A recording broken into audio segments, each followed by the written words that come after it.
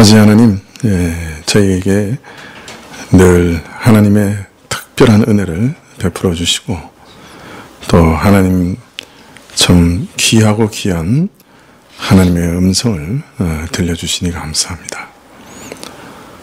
지난 한 주간 또 주님께서 은혜를 베푸셔서 참 우리 선진들이 이 믿음을 얼마나 귀히 여기고 또 이 믿음을 성경 안에서 어찌하든지 올바르게 참 믿고 또 하나님께서 참 계시하신 그대로 믿기 위해서 얼마나 애쓰고 노력했는지 그러한 사실들을 배웠습니다.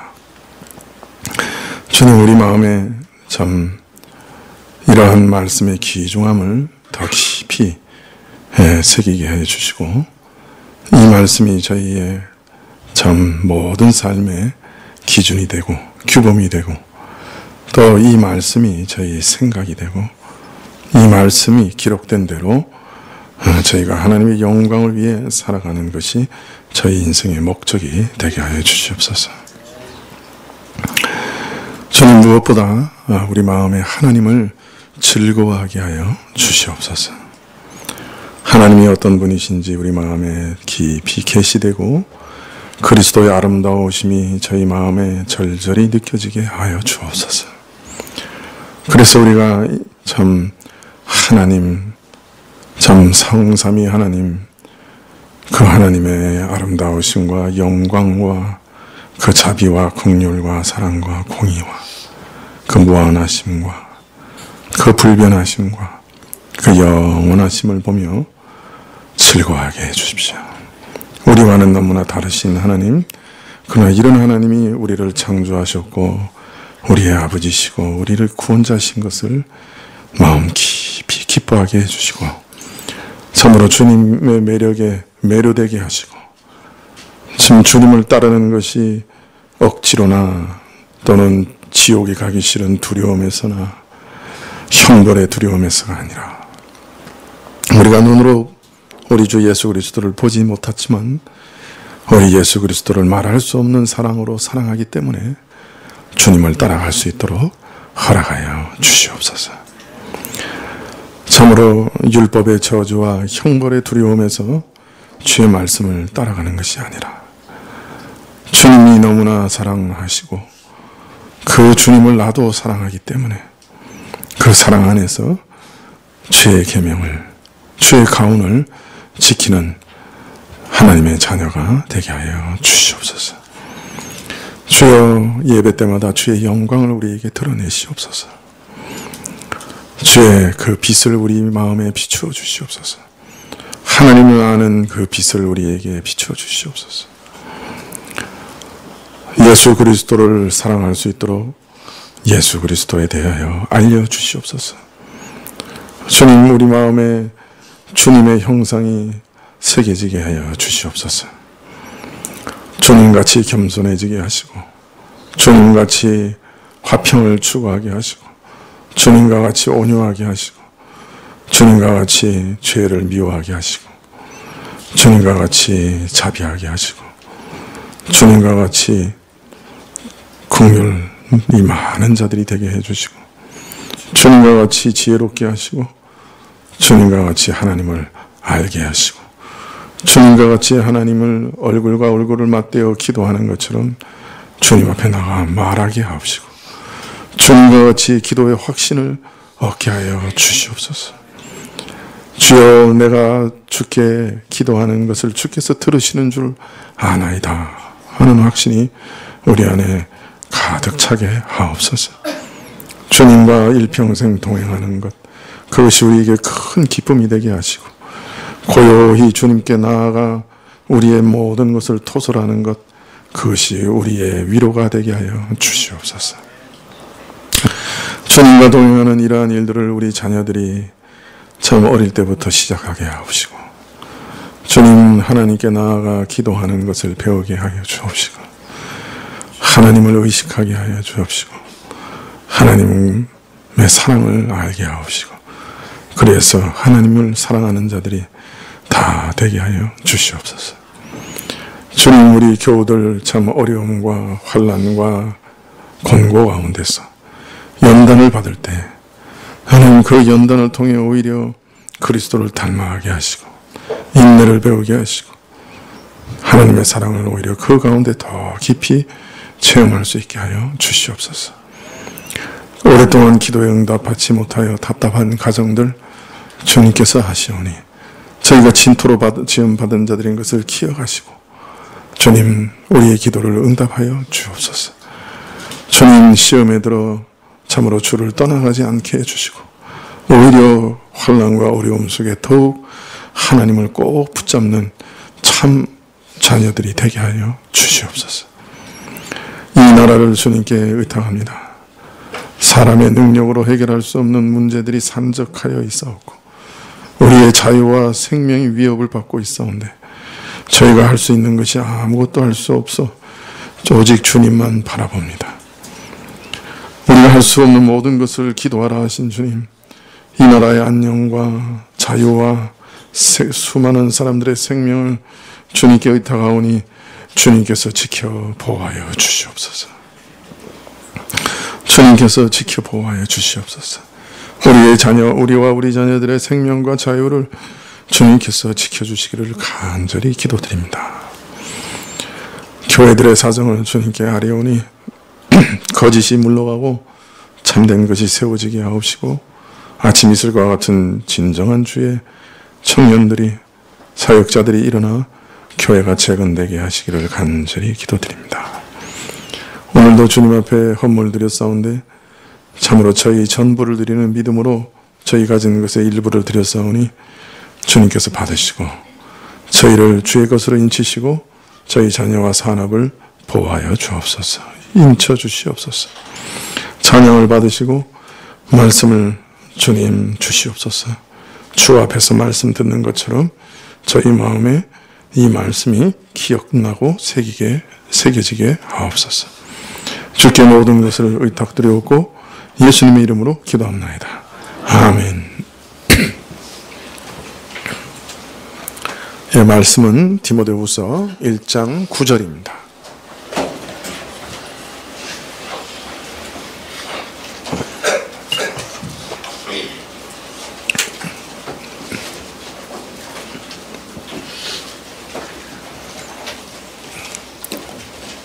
네, 디모데후서 1장 9절.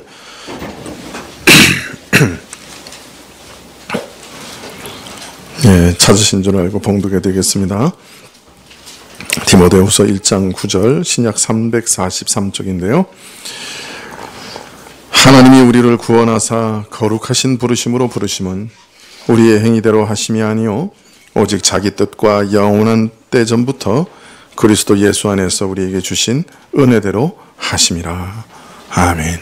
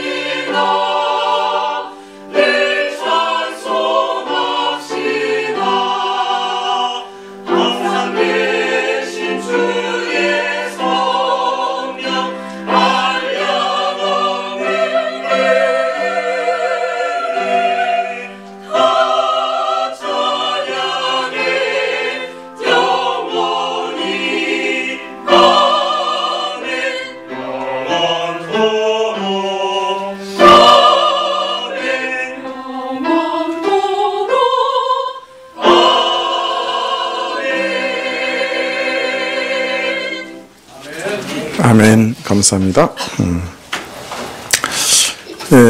기독교 역사에 있어서 커다란 족적을 남긴 신학자 중에 어거스틴이라고 하는 신학자가 있습니다. 여러분 설교 시간에 몇 번 말씀드린 것으로 기억나는데, 어거스틴은 주후 354년에 출생해서 430년에 사망했습니다.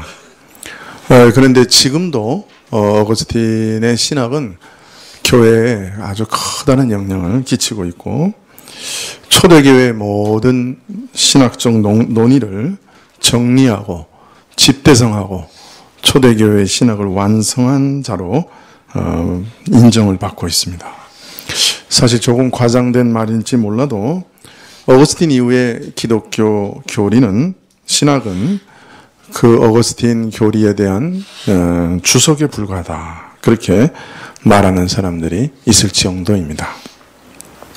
또 많은 분들이 어거스틴의 해석에 따라 로마 천주교와 개신교가 나누어졌다. 즉 어거스틴을 어떤 방식으로 해석하느냐에 따라서 로마 천주교와 개신교가 나누어지게 되었다, 이렇게 말씀하시는 분들도 있습니다.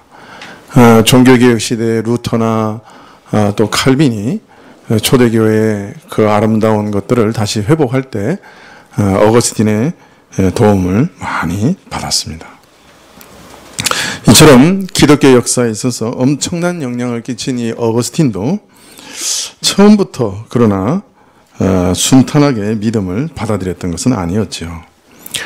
어머니 모니카는 독실한 신앙인이었지만 어거스틴은 신앙을 받아들일 때까지 아주 오랫동안 방황합니다. 그는 17세에 그 북아프리카에 있는 타가스테라고 하는 곳에 유학을 하면서 그때부터 아주 방탕한 생활을 하고 여인과 동거하여서 아들을 낳기도 합니다. 그뿐 아니라 19세부터 29세까지 무려 10년 동안 그 당시 유행하던 마니교라고 하는 영지주의 이단에 아주 깊이 빠져 살아갑니다. 또 플라톤 사상에 심취해서 끝없이 방황하죠.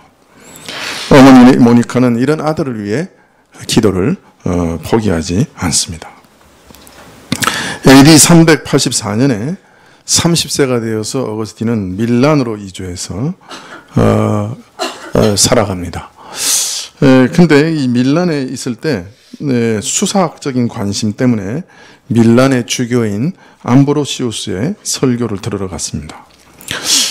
이 어거스틴이 수사학 교수였기 때문에 웅변을 잘하는, 그러니까 요새 우리말로 말하면 설교를 잘하는 암브로시우스의 웅변을 들으려고 이제 교회에 간 거예요. 그러니까 설교로 들어가는 게 아니고 웅변수를 연구하기 위해서 암브로시우스의 설교를 들으러 갔습니다. 그런데 어거스틴은 암브로시우스의 설교를 들으면서 성경이 하나님의 말씀이다 하는 것을 발견하게 됩니다. 어거스틴은 평소에 이 성경을 몹시 멸시했어요. 어거스틴이 보기에는 아주 조잡한 언어로 기록되어 있고 인간들의 폭력과 거짓을 참 가득 기록하고 있는 책으로 보였던 것이죠. 그러니까 이런 책이 어떻게 하나님의 말씀이 될 수 있겠는가, 그런 회의를 품고 살았어요. 우리가 구약을 이렇게 얼핏 읽어보면 거기 보면 사람들의 적나라한 죄들이 다 기록되어 있잖아요. 그죠? 그런 것들을 읽으면서 아니 이렇게 폭력과 죄가 가득 기록되어 있는 책이 어떻게 하나님의 말씀일 수 있는가, 이렇게 어거스틴은 의심했던 것이죠. 그런데 어거스틴이 이런 질문에 대해 해답을 제공한 사람이 바로 암브로시우스였습니다. 암브로시우스의 설교를 통해 어거스틴은 성경의 보다 깊은 의미를 이해하기 시작했던 것이에요. 한 2년 동안 이 암브로시우스의 설교를 듣던 어거스틴에게는 이제 아주 극심한 고통이 찾아왔고 고민이 찾아왔습니다. 예수님을 믿을 것인가, 믿지 않을 것인가 하는 그런 고통이 찾아왔습니다. 이러한 고통은 밀란의 한 정원에서 절정에 이르게 됩니다. 어거스틴은 이렇게 기록하고 있습니다. 우리가 묵은 집에는 작은 정원이 있었습니다. 답답한 마음을 달래려 정원으로 나갔습니다. 그곳이라면 제 자신 안에 격렬한 싸움을 방해할 아무도 없을 것 같았습니다. 저는 제정신이 아니었지만 이따금 제정신이 들기도 했습니다. 저는 죽어가고 있었지만 그 죽음이 제게 생명을 주었습니다. 저는 반쯤 미쳐버렸고 당신의 뜻을 받아들이지 못하고 당신과의 언약에 들어가지 못하는 나 자신을 보며 격한 분노에 휩싸였습니다. 저는 머리를 쥐어뜯고 두 주먹으로 이마를 쳤습니다. 나는 여전히 죄의 노예라고 생각되었기 때문에 비참함 가운데 계속 부르짖었습니다. 왜 나의 추한 죄들을 이제 끝내어 주지 않으십니까? 나는 이렇게 자문했고 마음속에 쓰라린 슬픔을 품고 울고 있었습니다. 무화과 나무 아래 털썩 주저앉았고 두 밤에는 눈물이 하염없이 흘러내렸습니다. 그때 갑자기 이웃집에서 아이의 노랫소리가 들렸습니다. 남자아이였는지 여자아이였는지 알 수 없었지만 아이는 똑같은 구절을 반복해 불렀습니다. 집어들고 읽어라, 집어들고 읽어라. 그래서 저는 급히 읽고 있던 바울 서신을 집어 편 후 가장 먼저 눈에 닿는 구절을 조용히 읽었습니다. 진탕 먹고 마시고 취하거나 음행과 방종에 빠지거나 분쟁과 시기를 일삼거나 하지 말고 언제나 대낮으로 생각하고 단정하게 살아갑시다. 주 예수 그리스도로 온몸을 무장하십시다. 그리고 육체의 정욕을 만족시키는 생각은 아예 하지 마십시다. 이 문장을 다 읽고 나자 확신의 빛이 마음에 홍수처럼 밀려들고 모든 의심의 어둠이 물러갔습니다. 이것이 어거스틴의 회심에 대한 기록인데요. 우리는 이 어거스틴에게서 지난주에 우리가 말씀드렸던 하늘의 사냥개에 쫓기는 한 사람을 다시 보게 됩니다. 어떤 사람들은 예수님의 복음을 듣습니다. 그리고 그 복음이 가진 아름다움과 또 그 안에 담긴 소망을 깨닫기도 합니다. 또 구원이 자신에게 가져다 줄 놀라운 은혜와 복락을 깨닫기도 합니다. 이런 은혜를 약속하시는 하나님의 약속도 알게 됩니다. 그런데 그런 가운데서도 여전히 예수님을 자신의 구원자로 영접하는 것을 거부합니다. 왜냐하면 옛 죄의 달콤함과 유혹이 그를 놓아주지 않기 때문입니다. 죄의 쾌락에 사로잡혀 있기 때문에 구원보다 죄의 쾌락을 더 사랑하기 때문에 예수님이 자신의 구원자가 되는 것을 거부하고 저항하는 것이죠. 왜 저항합니까? 그는 예수님의 부르심이 구원의 부르심인 동시에 거룩한 삶으로 부르심임을 알기 때문에, 거룩한 삶으로 부르시는 것임을 알기 때문에 옛 죄의 쾌락을 놓지 못해서 주저하고 저항하는 것입니다. 어느 때부터인가 어거스틴은 자신의 이런 방탕한 삶이 득보다 실이 훨씬 크다 하는 사실을 분명히 알기 시작했지요. 또 그리스도 안에 있는 정결한 아름다움을 보기 시작했습니다. 싸움은 이제 그리스도와 교제하는 가운데 절제된 그리고 고귀한 아름다움을 누릴 것인가, 아니면 자기 육체에 매여서 일생을 하찮은 일락에 빠져 살아갈 것인가 하는 그 전쟁으로 귀결되었습니다. 어거스틴의 내면에 격렬한 전쟁이 일어납니다. 그러나 어거스틴은 이 부르심에 여전히 저항했습니다. 하나님께서는 하늘의 사냥개를 보내어 추적하십니다. 그의 영혼 속 깊숙이 숨겨져 있던 그 자신의 비참한 모습을 눈앞에 스크린처럼 보여주십니다. 어거스틴이 추구하던 모든 것들을 그 눈앞에 끄집어내어 놓으시고 그 영광과 그 쾌락이 얼마나 헛된 것이고 수치스러운 것인지 어거스틴으로 목도하게 하십니다. 어거스틴은 이에 주체할 수 없는 슬픔에 사로잡혀 통곡합니다. 그때 아이의 노래소리가 들려옵니다. 잡아들고 읽어라. 톨레 레게, 잡아들고 들어 읽어라. 네, 어거스틴은 로마서의 말씀을 읽으면서 말씀 앞에 항복하고 그 싸움이 끝이 납니다. 바울은 오늘 말씀에서 하나님이 우리를 구원하사 거룩하신 부르심으로 부르심은이라고 말씀합니다. 거룩하신 부르심으로 부르심은, 거룩하신 소명으로 부르심은, 또는 거룩한 삶으로 부르심은, 약간 의역하면 그렇게 의역할 수도 있습니다. 네. 하나님께서 우리를 부르시고 예수님 안에서 우리 죄를 사하여 우리를 깨끗하게 하신 목적은, 우리를 의롭게 하신 목적은 그저 죄 용서만 받고 형벌을 면제받은 후에 계속 이전의 더러운 욕망을 따라 죄 지으며 살아가게 하려고 우리를 구원하신 것은 아닙니다. 우리를 부르신 것은 아닙니다. 하나님의 부르심은 거룩한 소명이라, 우리를 거룩해 하시려고 부르셨다 하는 뜻입니다. 그리스도로 옷 입고 육체의 정욕을 만족시키려는 생각을 아예 하지 마라. 부르심의 목적이 바로 여기 있는 것이었죠. 범죄로 말미암아 파괴되고 잃어버린 하나님의 거룩한 형상을 회복하여 그리스도를 닮게 하시는 것, 그것이 구원의 목적입니다. 하나님의 거룩하심 같이 우리도 거룩하게 하시는 것, 그것이 우리 구원의 목적인 것이에요.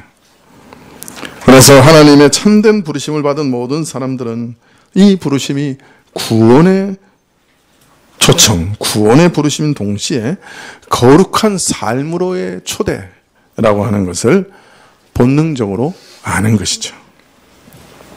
그렇기 때문에 어거스틴은 이 초대에 응답하기 위해서 자기 자신과 치열한 싸움을 할 수밖에 없었던 것처럼, 이처럼 하나님의 부르심은 거룩한 부르심이기 때문에 하나님의 부르심은 우리를 하나님 앞에 불러내시는 부르심인 동시에 우리를 어디선가부터 불러내시는 부르심입니다. 어디서부터 불러내시는 겁니까?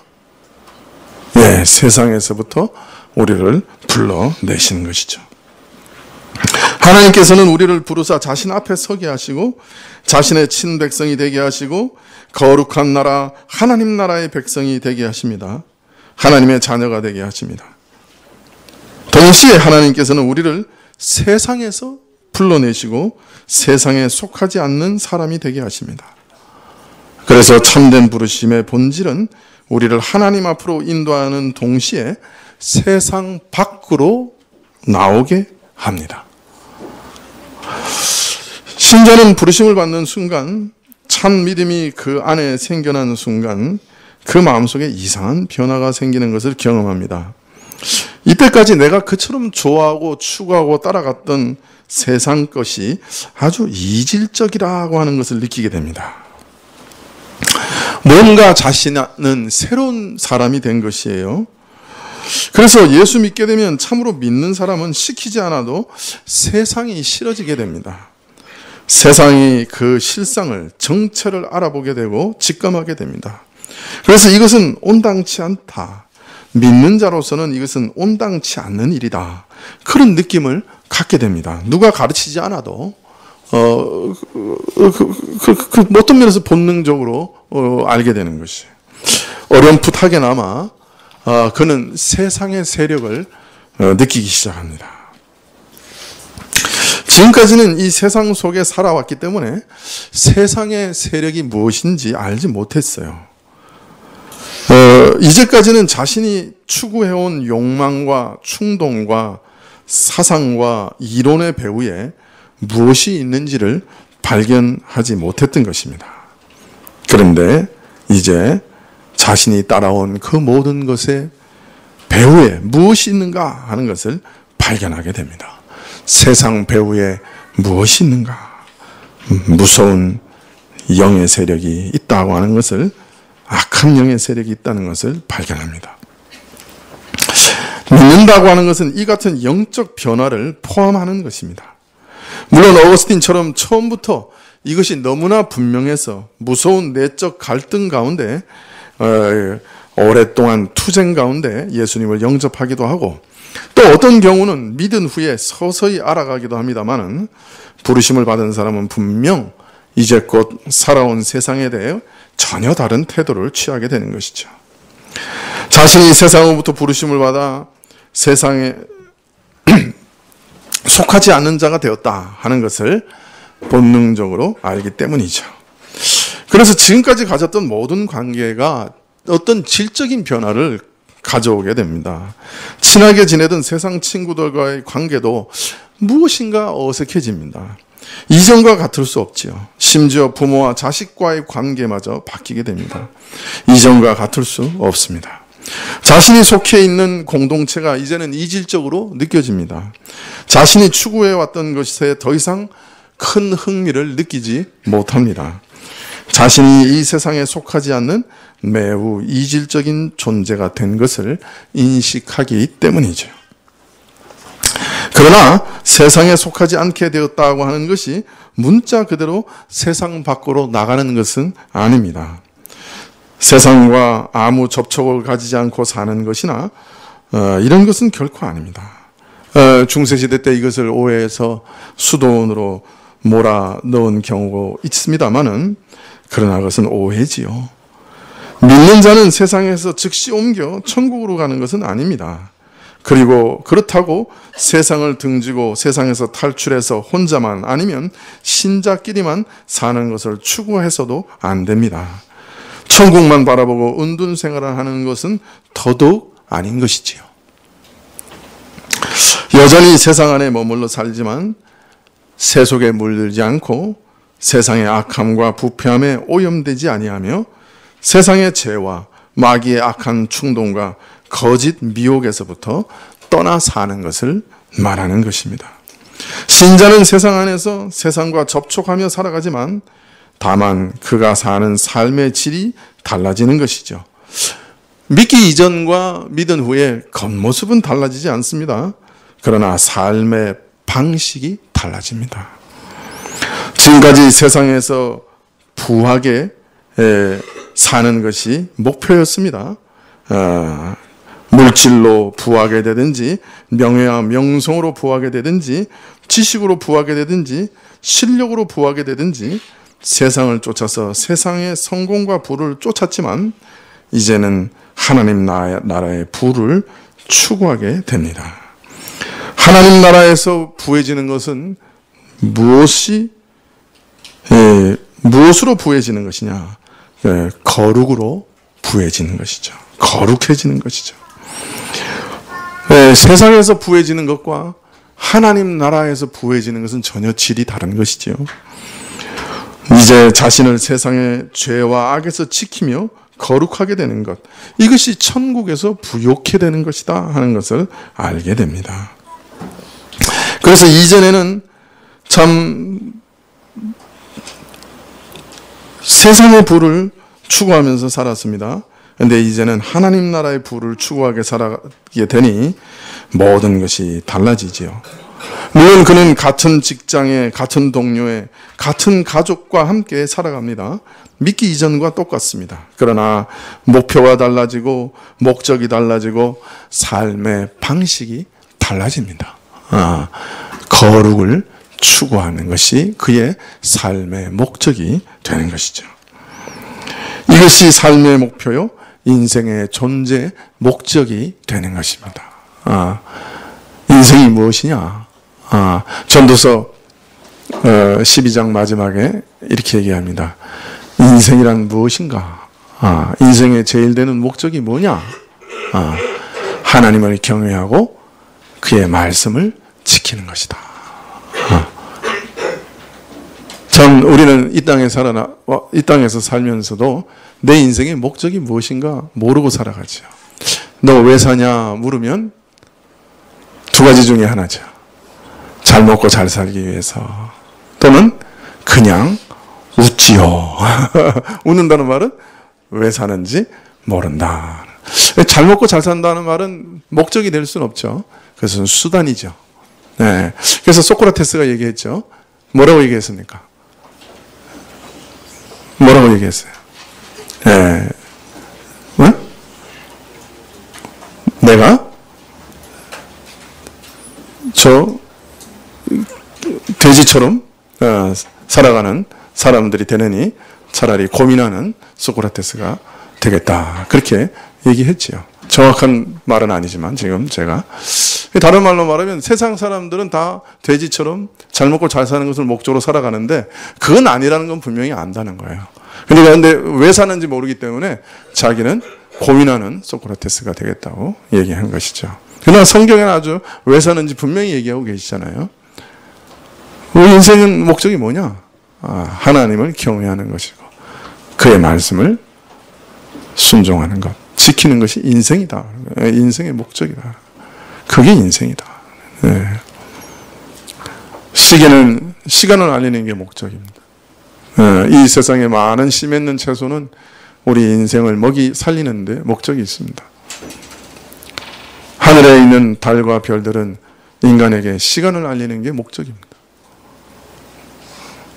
그럼 인생은 왜 존재합니까? 하나님의 말씀을 따라 거룩하게 사는 것이 목적인 것이에요.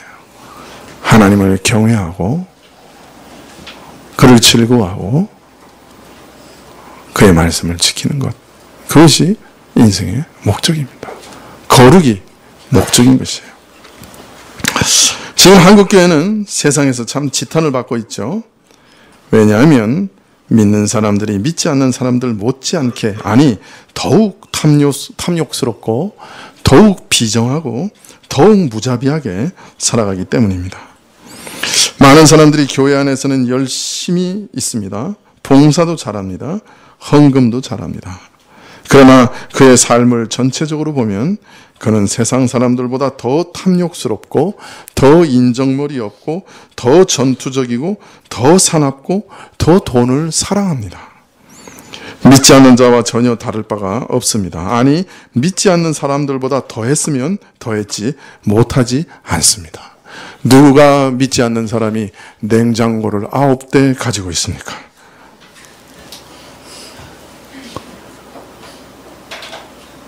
얘기를 들어보니까 자기 것도 아닌데 관사에 있는 것을 옮길 때마다 가져갔다는 거예요. 그래서 9대가 됐대요. 누가 그런 사람이 있습니까? 여러분, 그러나 그 대장은 하나님이 사랑하시는 것 같아요. 이렇게 수치를 드러내시고 그 모습을 적나라하게 온 세상에 드러내셨으니 이 기회에 회개하면 살게 되겠죠. 자, 근데 왜 이런 현상들이 일어날까요? 어떻게 이런 신앙생활이 가능할까요? 이 사람들은 신앙을 그저 하나의 면죄부로 생각하는 것이에요. 나는 이제 지옥에 가지 않는다 하는 약속을 받았으니 이제 이 세상에서 내가 더 자유롭게 내가 원하는 삶을 살아가야겠다. 누가 원하는요? 내가 원하는. 하나님께 구하여 내 욕심과 정욕, 내가 원하는 것을 모두 받아내고, 그래서 이 세상에서 모든 좋은 것을 다 누리고 이 세상에서도 천국을 누리다가 이제 죽어서도 천국을 누려야 되겠다. 이것이 지금 한국 교인들의 모습이 아닐까, 한국 교인들이 가진 믿음이 아닐까 생각합니다. 이런 것이 한국 교인들이 좋아하는 복음이 아닐까. 저는 아직도 그 귀에 생생합니다. 송구영신 예배 어떤 목사님이 설교를 하시는데, 새해에는 우리 교인들 전부가 재벌되게 해 주옵소서. 아멘. 그 교회 목사님의 기도는 응답되지 않았음에 틀림없습니다.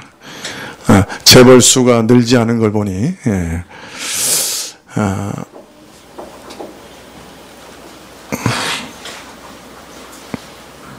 한국 교회가 추구하는 게 이거 아닐까.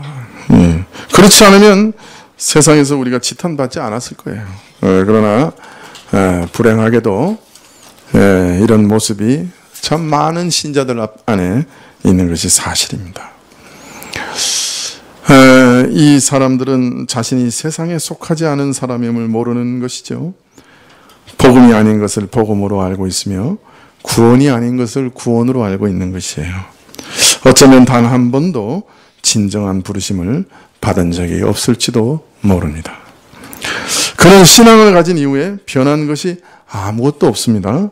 신앙을 가지기로 한 것 외에 믿지 않는 사람과 똑같습니다.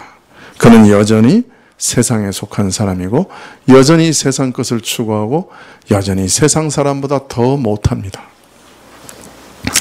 이제는 하나님을 이용해서라도 자기의 정욕을 채우려고 하니 그 욕심이 늑대같이 자랍니다. 그러나 초대교회부터 모든 하나님의 부르심을 받은 참된 성도들은 자신이 세상에 속하지 않았다 하는 사실을 한 번도 잊어버린 적이 없습니다. 예수님께서 십자가에서 돌아가신 후에 한 100년쯤 뒤에 쓰여진 것으로 생각되는 편지가 하나 있는데요. 디오그네투스에게 보내진 편지입니다. 누가 보냈는지는 알지 못하는데 그는 거기서 기독교인에 대해 이렇게 쓰고 있습니다.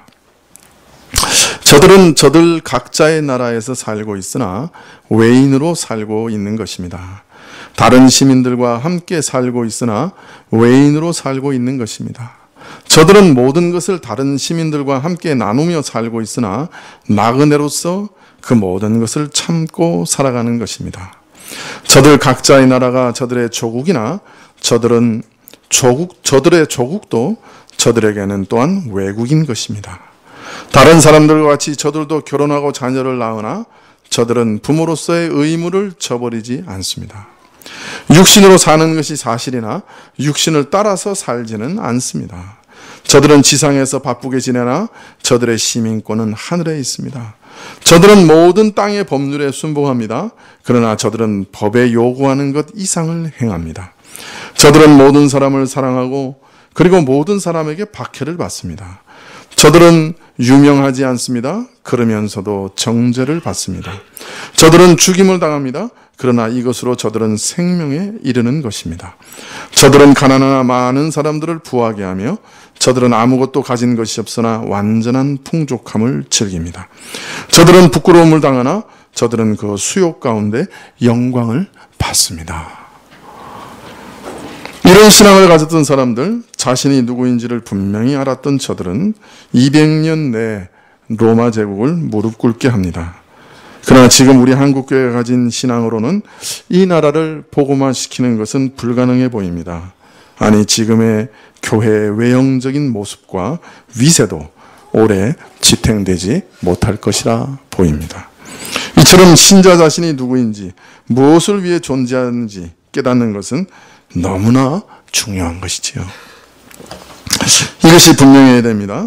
신자가 자신이 누구인지, 자신이 왜 존재하는 것인지를 모르면 신자로서 살아가는데 실패할 수밖에 없습니다. 여러분은 왜 이 땅에 살아가십니까? 여러분은 어디서부터 와서 어디로 가고 왜 가는지를 이제 알지 않습니까? 여러분은 하나님이 만드셨고 하나님께로 돌아가게 될 것입니다. 그리고 이 땅에서는 하나님의 뜻을 시행하는 하나님의 도구입니다. 하나님의 법을 순종하는 자들입니다. 하나님 나라의 백성입니다. 이 땅에서는 나그네입니다. 하나님을 사랑하고 하나님을 즐거워하고 하나님을 경외하는 그 일을 위해 이 땅에서 부르심을 받았습니다. 요사이 신자들을 가만히 살펴보면 이렇게 생각하며 사는 것 같아요. 우리가 이 세상에도 몸담고 살아가고 내가 필요한 것을 이 세상에서 얻고 있지 않느냐. 그러므로 이 세상의 것들, 즉 직장이나 돈이나 명예나 세상 사람들의 관계나 이런 것들을 어찌 무시할 수 있겠느냐. 그래서 어느 정도 현실을 인정하고 세상에서 전력 투구해야 되지 않겠는가. 물론 내가 신앙을 버리겠다는 건 아니고 신앙이 갖고 있는 가치를 인정하고 추구하지만 세상도 무시할 수는 없고 세상도 역시 추구해야 되지 않는가, 이런 생각을 갖고 사는 것 같습니다. 그런데 그렇게 세상의 열심을 내다보면 어느 순간에 세상의 요구와 일 가운데 파묻혀 있는 자신을 발견하게 되고 하나님과의 관계가 점점 냉랭하게 멀어지는 것 같아서 마음 한구석이 또 편하지 않고 불안해하는 것을 동시에 발견하게 됩니다. 또 그래서 역작용으로 이 세상은 죄로 가득하고 더럽고 추악하니 내가 이렇게 세상 것을 추구하다 보면 신앙을 잃어버릴지도 모른다. 이 세상은 음란하고 남의 것을 속여 빼앗으며 시기심과 이기심이 가득하여서 세상에 발을 들여놓는 순간에 바로 죄를 짓게 되니 어떻게 해서든지 이 세상에서 벗어나야 되겠다. 내가 이처럼 계속 직장 생활을 해야 하나? 세상은 철저히 썩고 더럽고 거짓되기 때문에 이런 소망 없는 세상에서 밥 먹고 살기 위해서 이런 가치 없는 일을 계속하는 것은 참 답답한 일이라 내가 이런 식으로 식구를 위해서 마음에도 없는 일을 하면서 세상에 시달리면서 계속 이런 식으로 살아가야 하는가 하는 푸념으로 마음이 우울해지기도 합니다. 그래서 세상에 도피할 방도를 모색하기도 하는 것이죠. 이런 두 마음이 신자들 안에 늘 있는 것 같습니다. 세상에 적극적으로 나가서 세상을 추구하려고 해도 그러나 하나님 앞에서 무엇인가 불편합니다. 또 세상을 등지고 고립되어 살려고 하니 세상에 낙오되는 것 같아서 불편합니다. 또 그렇지만 세상을 계속 따르자고 하니 죄 지으며 시달리며 이러지도 못하고 저러지도 못해 두 마음이 계속 왔다 갔다 하는 것을 발견합니다. 참 신자에게도 이처럼 오도 가도 못하는 갈등과 긴장이 있을 수 있습니다. 아니 어떤 의미에서 연약한 신자들이 처음에 경험하게 되는 당연한 경험이기도 합니다. 그래서 이런 혼란과 갈등이 생기는 것은 꼭 나쁜 것만은 아니요, 자신이 어떤 변화, 내적인 변화를 경험했다는 반증이 되기도 하는 것이죠. 그러나 우리 신자는 자신이 가진 영광스러운 지위와 특권을 바로 알아야 합니다. 우리에게 약속된 영광스러운 미래를 확신해야 합니다. 자신의 삶의 목표와 목적을 확신해야 됩니다. 그래서 더 이상 갈팡질팡하지 말아야지요. 초대교회 교인들은 자신이 누군지를 아주 분명히 알았습니다. 그래서 이 땅에서 어떻게 살아가야 할지 저들은 분명히 알고 있었지요. 여러분, 부르심을 받는다 하는 것은, 믿는다 하는 것은 이제 하나님의 거룩한 백성이 된다 하는 것을 뜻합니다. 하나님의 자녀가 되는 것을 뜻합니다. 그리스도와 연합된 자가 되는 것을 뜻합니다. 세상에서 끊어지고 세상에 속하지 않은 자가 됐다 하는 것을 뜻합니다. 이런 영적인 변화, 신분의 변화가 일어난 것입니다. 명목상의 변화가 아니라 실제적인 영적 변화가 그 안에 일어난 것입니다. 세상은 이렇게 변화된 신자들을 고운 눈으로 볼 수 없습니다. 이질적인 눈으로 개밥의 도토리처럼 봅니다. 세상에서 핍박을 받으며 환난을 받는 일을 피할 수는 없습니다. 이런 모든 것은 신자가 예수님께 속하게 되고 세상에 속하지 않게 되어 저들이 미워하기 때문에 생기는 어려움입니다. 신자가 하나님의 부르심을 받아들이고 믿기 시작하면 본질적인 변화가 일어나 그로 인해 갈등과 어려움이 생기는 것이죠. 그러나 신자들은 이런 어려움 속에서 오히려 거룩을 추구하며 자신을 핍박하는 자들도 사랑하고 저들을 섬기는 삶을 끝까지 인내하며 살아갑니다. 이것이 우리를 세상에서 부르신 목적이기 때문이죠. 오늘 한국교회에 있어서 가장 큰 문제점은 무엇일까요? 그것은 그리스도인이 된다는 것이 무엇을 의미하는지 잘 모른다는 것입니다. 하나님의 부르심의 참 목적을 모르는 것입니다. 나를 왜 부르시고 왜 구원하셨는가? 하나님의 거룩한 백성, 하나님의 거룩한 자녀가 되게 하시기 위한 것입니다. 이제 세상에 거하며 세상에 살지만 세상에 속하지 않는 자가 되게 하시려고 부르신 겁니다. 만일 이 부르심의 참 목적을 잃어버린다고 하면 그리스도인들에게 약속된 수많은 축복을 잃어버리게 되고 자주 넘어지게 되고 갈팡질팡하게 되는 것입니다. 하나님의 거룩한 부르심을 받은 성도 여러분, 여러분이 부르심을 받은 목적을 기억하십시오. 거룩한 삶으로, 하나님의 복된 백성으로 부르심을 받은 것, 거룩으로 부르심을 받은 것을 기억하시기 바랍니다. 기도하시겠습니다.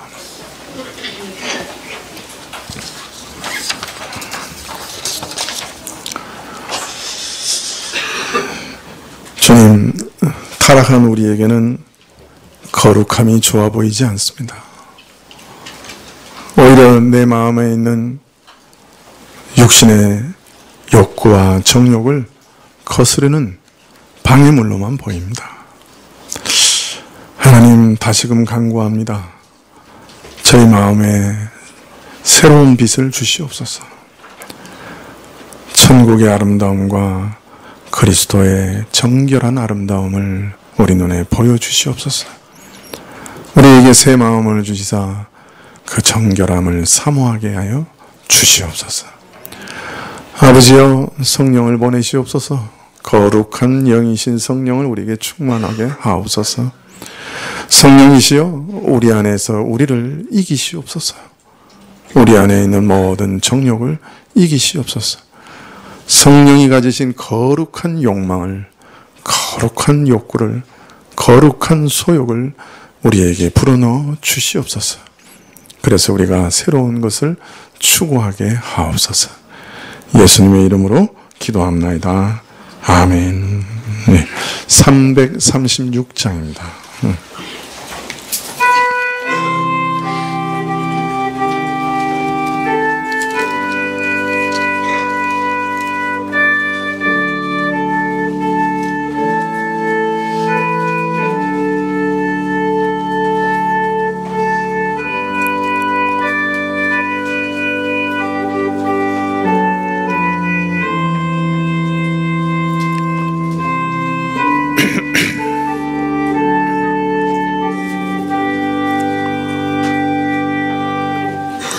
여러 해 동안 주 떠나 세상 연락을 즐기고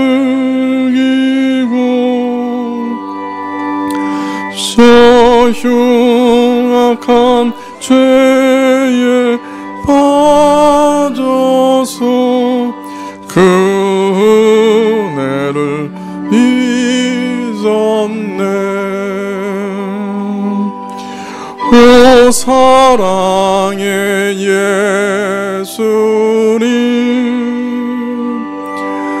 내 맘을 건엽니다.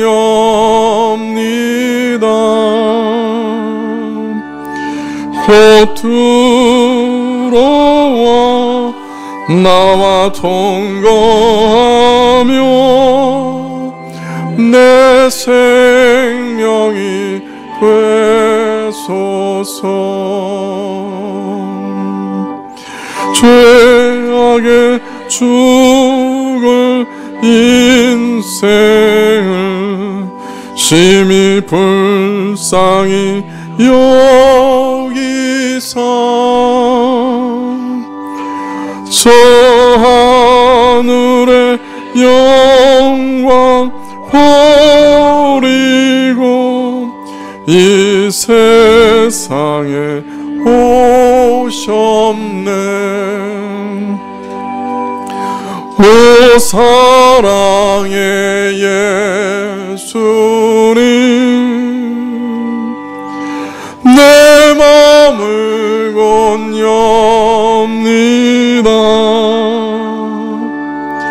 곧 들어와 나와 통거하며 내 생명이 되소서. 공포를 입은 구주는 가시멸류관 쓰시고 저 십자가 높이 달리사 그 아픔을 참았네. 오 사랑의 예수님, 내 맘을 건엽니다. 곧 들어와 나와 동거하며 내 생명이 되소서. 미련한 우리 인생은 주의 공로를 모르고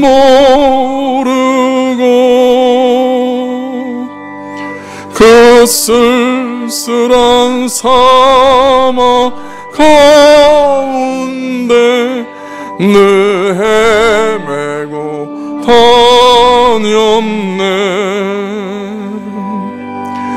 오 사랑의 예수님, 내 맘을 건엽니다. 곧 들어와 나와 동거하며 내 생명이 되소서. 2절입니다. 죄악의 죽을 인생을 심히 불쌍히 여기사 저 하늘의 영광 버리고 이 세상에 오셨네. 오 사랑의 예수님, 내 맘을 건엽니다. 곧 들어와 나와 동거하며 내 생명이 되소서. 홍포를 입은 구주는 가시멸류관 쓰시고 저 십자가 높이 달리사 그 아픔을 참았네. 오 사랑의 예수님, 내 맘을 건엽니다. 곧 들어와 나와 동거하며 내 생명이 되소서. 미련한 우리 인생은 주의 공로를 모르고 그 쓸쓸한 사막 가운데 늘 헤매고 다녔네. 오 사랑의 예수님, 내 맘을 건엽니다. 곧 들어와 나와 동거하며 내 생명이 되소서. 아멘.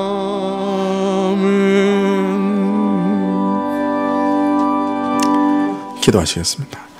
지금은 우리 주 예수 그리스도의 은혜와 하나님 아버지의 그 크신 사랑과 이 은혜와 사랑을 깨닫게 하시고 누리게 하시는 성령님의 교통하시고 역사하심이